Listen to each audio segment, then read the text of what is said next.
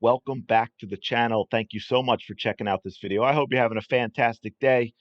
Shout out to the 19 Cousins folks. We have Sheryl Swoopes back again talking about Caitlin Clark on the Gilbert Arenas podcast, back where it all started. They are talking about whether or not Caitlin Clark is having a dominant season in the WNBA. Kind of an interesting discussion, and more so than about Sheryl Swoopes and what she thinks is I just think it's fascinating in general in the way they're all coming at it from a different perspective, which made me think about what's a dominant season? Is Caitlin Clark actually dominant this year? Do you think she's dominant this year? I had to really kind of examine it because I know the reflex is, well, Sheryl Swoopes says no. So therefore, the answer is yes. And it's a little more complicated than that, but it's, I think, an interesting discussion we're going to dig. But also, later on, we have something else that I think is more of a big deal, more of a typical Sheryl Swoopes thing in what she says about the Indiana Fever that we're going to dig into as well. But in fact, Ben Daniel, shout out Ben Daniel podcast, actually messaged me about this because he kind of asked the same thing. He's, do you think she's having a dominant season? Is dominant the right word? Do you think it's a, and I'm like, well, I don't know. I got to think about it. And we started kind of going back and forth, and it really is an interesting discussion. But I'm going to play this little clip, about 48, 49 seconds here. I have a few other clips for you that we're going to talk about, and we're kind of going to dig into the question of, is Caitlin Clark having a dominant season? We know she's the dominant rookie and has been for a long time, but is she having a dominant season? Let's talk about it. Let's listen to what I have to say. If we had a number, if we would have said, when we're talking about dominating with Caitlin Clark, what would those numbers have? What was the numbers? It would have been a scoring number. Exactly. Yeah. Right? Because of high clip, shooting it. Right, So right. we'd have been like, That's what she did. That's You what I consider was- 20 that's points what I per was saying game. when you said So it. you don't consider 20 points per game. So if her stats, when we're saying she won't do this in the W, she averaged 31.6, 7.4 rebounds, 9 assists, right? Did anyone expect her to do that in WNBA? Those three, no. Right? So she didn't do that. No. Now, if we say her stats are today, what? 20 points, 8.4 assists, 6 rebounds. That's crazy. But 5 That's crazy. Five Is point, that dominant? 5.6 Those are turnovers, hell of a too. number. Those are hell For of a a numbers. rookie. But to me, that's not Period. dominating. Yeah, it's only A couple things here. First, you heard Sheryl Swoopes say that's not dominating. So first, the expectation, I think this is weird because we don't talk about this with other players. This has never been talked about that I know of. I mean, I'm sure maybe somebody did, but I just don't remember ever having conversations or seeing in media where a player comes out of college and they talk about the numbers in college being the same numbers in the NBA. And, that someone's not going to be as good because they're not going to make those numbers. Also, and I love Rashad. We're going to have something else that he says in here. I think he does a great job. And Gilbert and it seemed like Sheryl agreed with him. I kind of disagree on if we're talking about dominant, the question to him was, where we're talking about, and he says scoring. Well, why? Okay, yeah, she lit it up in college, especially her senior year, 30, 31 points. But she also led the nation in assists 3 years in a row. And she has set the single game assist record. Obviously, since she's also set the season assist record. So obviously she's leading the league in assists, having set the record. That right there, to me, is dominant. Now, I want to play a little bit more of this with what Rashad gets talks about. He gets there in a kind of a roundabout way, but I makes a really, really important point overall. So let's take a Not dominating because she's a rookie. Now, If so because if she's putting up numbers like Asia right now, would she be dominating? yes. So it's about the numbers. I don't look at the dominating factor being numbers. It's what you're doing on the floor. And those numbers would change if the factors on the floor changes. If you make that layup, the stats change. If you swing, I get a layup, stats change. These are factors on the floor that we don't get to see because we're glorifying the stat. what I get from that. I think he did it in a kind of roundabout way, and maybe that initial part with being a rookie or if she had Asia stats kind of gets a little confusing. Um, but I get it. Every video I do and I put up, I think I always like, oh man, I should have said this way, and I should have used this word. So I'm not criticizing Rashad. I think he's been great. But what I get from that is he's talking about the bigger picture, and being a dominant player is more than just the stats that you see. And I think that is one of the things that really made me think about how, yeah, Caitlin Clark is dominant, because no one has the effect on the opposing team that Caitlin Clark has. Game plans for the Fever are game plans for Caitlin Clark. Everything is designed to stop Caitlin Clark.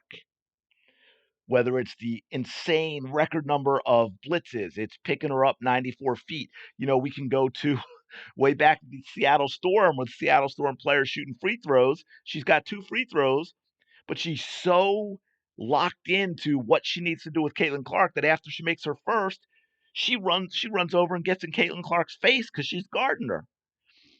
Or a video I did the other day when I talked about the positive effect that Caitlin Clark has on Kelsey Mitchell. And you see, I showed this play, which I think was against the Mystics on a out of bounds play, and Caitlin Clark is running, down towards the basket and loops around and comes back out up top, and literally 3 Washington players follow her, and Caitlin just points to Kelsey in the middle. The pass goes to Kelsey. She has a wide open 3, and she drains it. Right? Caitlin did not touch the ball in that play,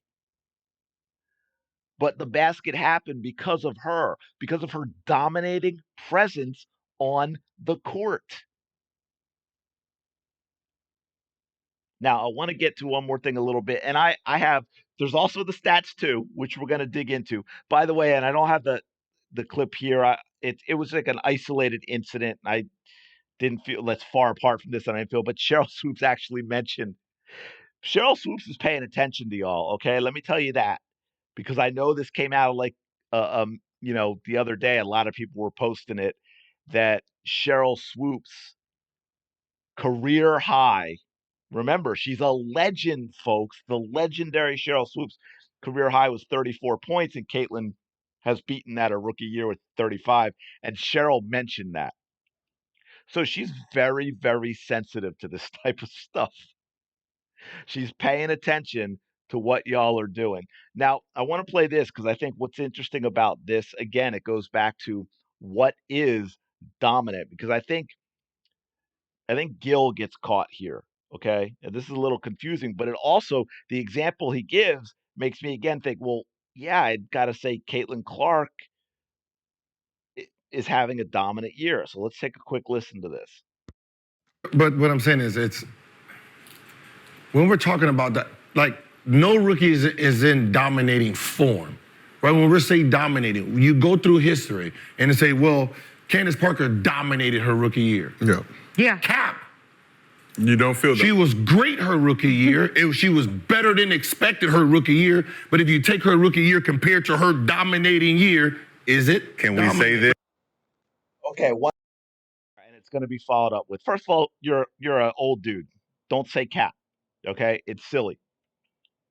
Second of all, which I think we're going to get to. I think he gets corrected in a minute, but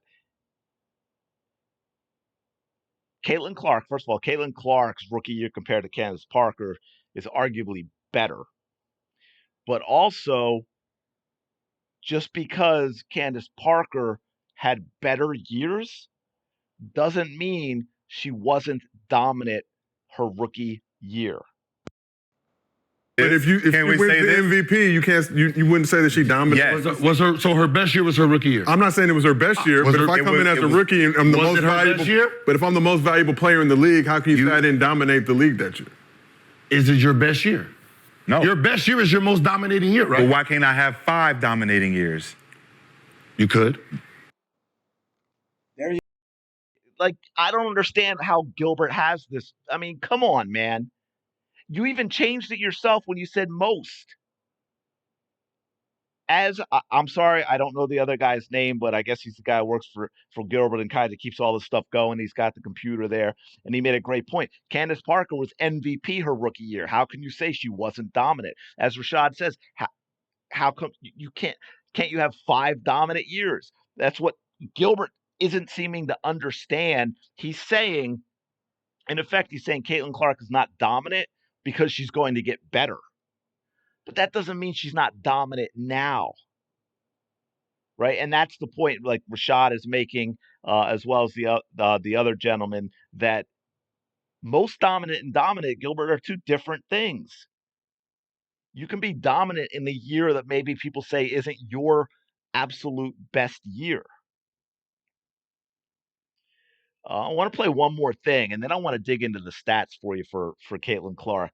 Warning on this one: there's Rashad drops some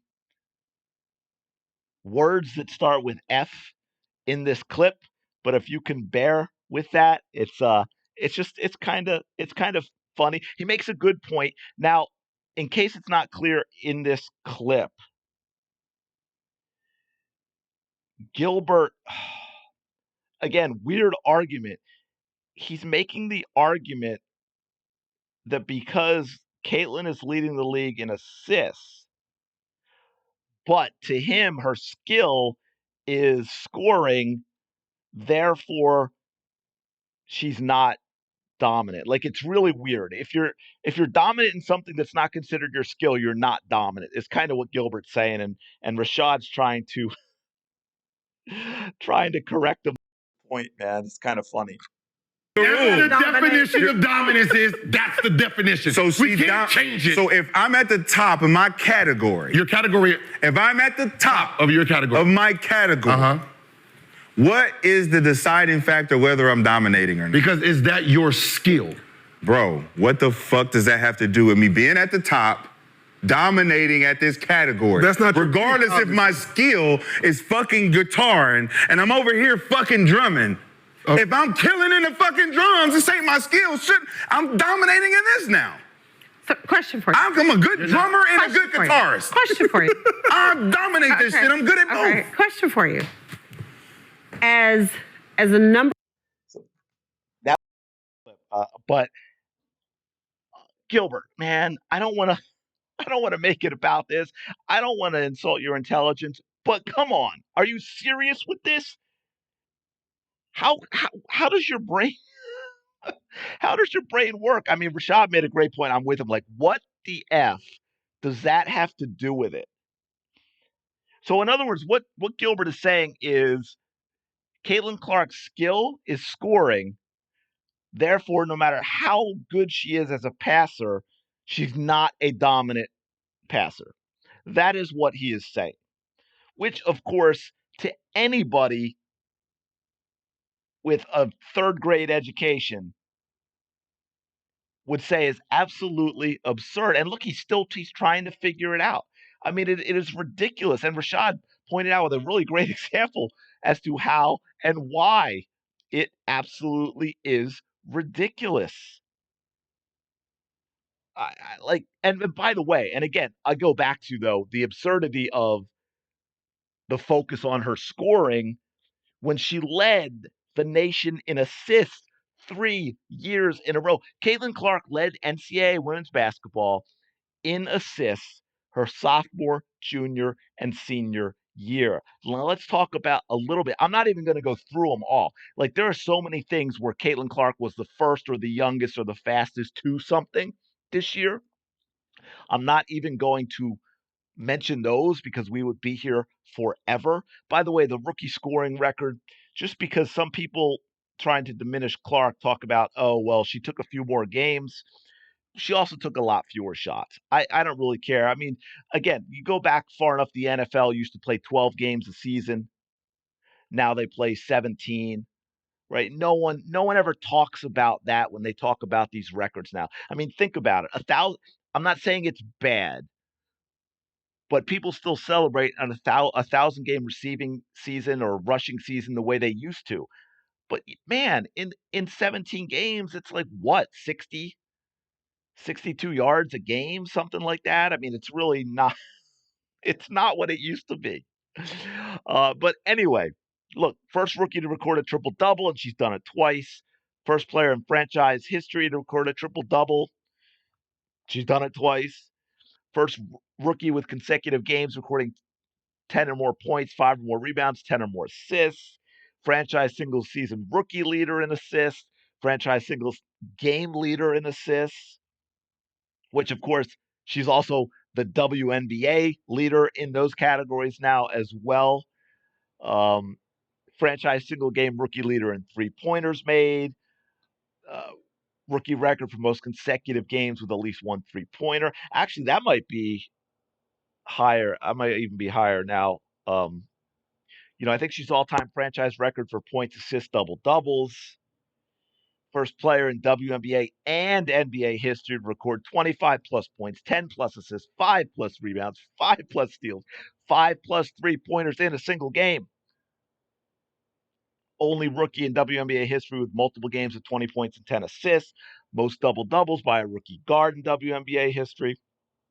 And it goes on and on and on. Only rookie to score 400 points and 200 assists. And she has passed 700 points and 300 assists. I mean, it is just insane. I could go on and on and on and on with these numbers. First player to WNBA history to record 50 points and 25 assists in a two-game span. In the league right now, she's first in three-pointers made, fifth in points, eighth in points per game, first in assists per game, first in assists, which is a single season record, second in free throw percentage. Since the Olympic break, she has averaged 23.9 points, 9 assists, and 5.5 rebounds per game. Now, by the way, Sheryl Swoopes MVP numbers, and you would say MVP again, you have to say that is a dominant year. She won the MVP 3 times.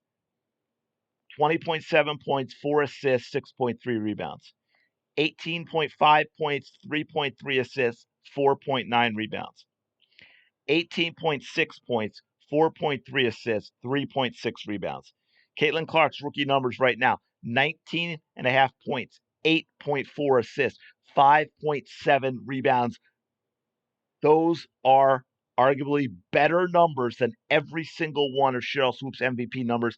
And Caitlin Clark did it with unprecedented defensive pressure and game planning for her and to stop her than Sheryl Swoopes or anybody in the league has ever faced. If Caitlin isn't dominant this season, Swoopes, who everyone keeps telling me is a legend, was never dominant. Never dominant. Now, look, you could go back as they were doing and kind of argue back and forth what exactly is dominant. I get it. Again, another one to throw out there. No player in WNBA history has ever averaged 17 points and 8 assists. Clark is at 19.5 points and 18.4 assists. She has the most number of 15-5-5 games, 25-5 games, 20-10 games, 25-10 games. Right? I mean, the more I think about it, I don't know how you can say she's not dominant. She is dominant. And I'm going to give you one more, and then I want to move on to something that's really crazy. And again, I left this as what it was because I wanted to show you how dominant. I put this in after she broke the rookie assist record. 497 points, 161 rebounds, 232 assists, 39 steals, 24 blocks, and I added 53 pointers made. No player in WNBA history has hit those numbers except Caitlin Clark. And Caitlin Clark's numbers now, 761 points. What is that? 264 more than it was. 222 rebounds. 61 more rebounds than I put in. 329 assists, 97 more assists, 52 steals. So it's 13 more steals. 27 blocks, 3 more blocks, 120 3-pointers made compared to 50 on here. Yeah, I would say Sheryl Swoopes is not correct. I would say Gilbert is not correct. This has absolutely been a dominant season for Caitlin Clark, especially when you factor in, as Rashad says, and you watch the games and don't just look at the numbers, and you understand and pay attention to what defenses are doing to stop Caitlin Clark. Yeah, I would say that's dominant. You know what? This has gotten a little long. I'm going to leave it there because I have another clip I want to play as Sheryl. I'll do that in another shorter video because it's completely different from this topic. It just happened to be the same podcast, but I will do that in another one. So let me know your thoughts in the comments below. And hey, you know what? Respectfully, because I'm sure there'll be differences of opinions, and that's fine. If you define dominant different, let me know. Like, do you consider this a dominant season? If not, are you defining dominant different than I am? Why? And then what would you consider a dominant season? Can only one player be dominant in a league? Do you look at it that way and you say only the MVP has been a dominant player? Let me know your thoughts in the comments below. It'll be interesting to hear different opinions on this topic. I'm going to leave it there. Thanks for checking out this video. Please don't forget to like, comment, and subscribe. I really do appreciate it, and I will talk to you later.